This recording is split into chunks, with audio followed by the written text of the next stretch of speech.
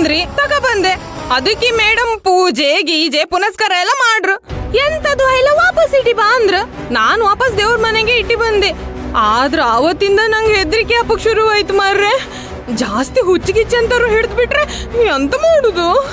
ಮಲ್ಲಿ ಆತರ ಏನೂ ಆಗಲ್ಲ. ಆತರ ಏನಾದ್ರೂ ಆಗೋದಿದ್ರೆ ನನ್ಗೂ ಹಾರಿಕಾಗೂ ಆಗ್ಬೇಕಿತ್ತಲ್ವಾ? ನೋಡು ನಮ್ಗೇನು ಆಗಿಲ್ಲ.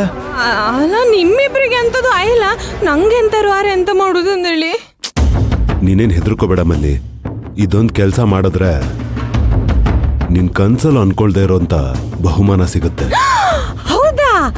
ದುಡ್ಡು ಕೊಡ್ತ್ರೆ ಇಲ್ಲ ಬಂಗಾರ ಕೊಡ್ತ್ರೆ? ನಿನ್ಗೇನ್ ಬೇಕು ಕೇಳು, ನಾನ್ ಕೊಡ್ತೀನಿ. ನನ್ ಮೇಲೆ ನಂಬಿಕೆ ಇದೆ ತಾನೇ ನಿನ್ಗೆ? ಓ, ನೀವ್ ಈ ಮನೆ ಯಜಮಾನ್ರು ಮಾರ್ರೆ, ನಿಮ್ಮೇಲೆ ನಂಬಿಕೆ ಇಲ್ದೇ ಇರತ್ತಾ?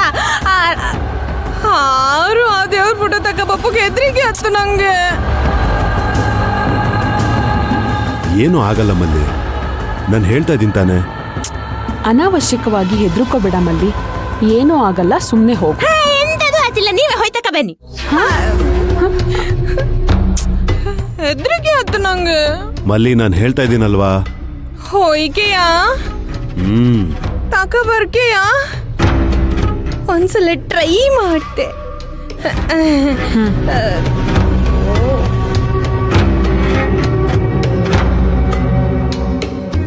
ಇದು ಯಾರು ಬರೆದ ಕತೆಯೋ? ಆಚೆಗೆ ಒಯ್ಕರು ಇಲ್ಲ, ಈಚೆ ಬಿಡ್ಕರು ಇಲ್ಲ, ಎಂತ ಮಾಡುದಪ್ಪ ಕರ್ಮ.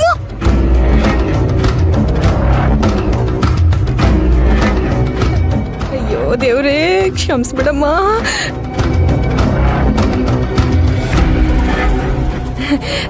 ಆತೆ